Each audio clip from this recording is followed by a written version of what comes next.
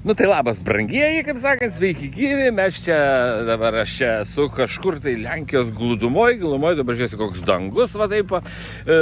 Iš tikrųjų mes norėjom važiuoti į Energylandą, bet žadėjo kažkokį lietų, netgi lenkiškas perspėjiklis mane perspėjo, kad šiandien bus daug krušos, nei čia jokios krušos, bet čia taip šilta ir tvanko.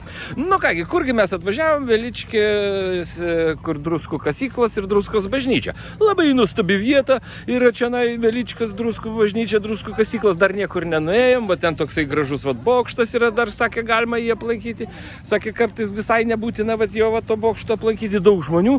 Gerai, o pagrindinis dalykas yra koks, tai kad viskas čia labai pagrindinis, druska yra sveikata, druskų kambariai, ten kvepuoja, viskas važiuoja, tokie traukinukai čia visokie stovi, pasižiūrėti gali, bet esmė toks yra smagus labai dalykas, kaip tos visas pakvepavimas, druskos labai siejasi su sveikata, koks grįžys su sveikata, o kitoks, kad jeigu nori nusipirkti bilietą internetu, tai šūda tau ryte pavyks tai padaryti, nes sistema užlūžusi, nes tuo metu visi perka bilietus ir tu to bilietą nenusipirksi. Aišku, va ten, kur pirštu rodo, va čia labai gražiai aikštelė, gali pasistatyti mašinas ir ten šalia yra aparatas, kuriame tu gali atsėjęs nusipirkti bilietą. Bet to sako, ne, prie šito aparato, čia nors iškės aparatas, tai elektrinis, koks skirtumas, va, ten yra aparatas, gali nusipirkti bilietą tik į šitą bokštą.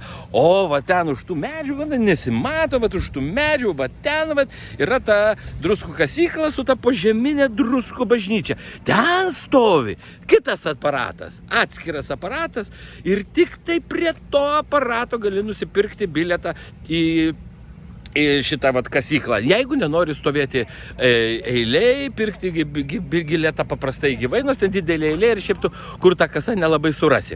Tai va, toksai vat patrumpinimas, o dabar tą progą, čia paaiškinimas, kad jeigu ką atvažiuosit, o ten matot, štai atbėga YouTuberė žymioji ir štai ką ta YouTuberė žymioji man patarė. Sako, kad viskas būtų geriau, reikia padaryti kažkokį tokį, kažkokį, kad taip vat, užkabintų. Nu tai ir užkabino mane, sako, aš tave, tėte, nukirpsiu plikai, jeigu sulauksiu šitą video 1000 laikų. Nu, tai kai sako, vat vienu žodžiu, mano plaukai išvažiuos kaip šitas traukinukas, čiuku,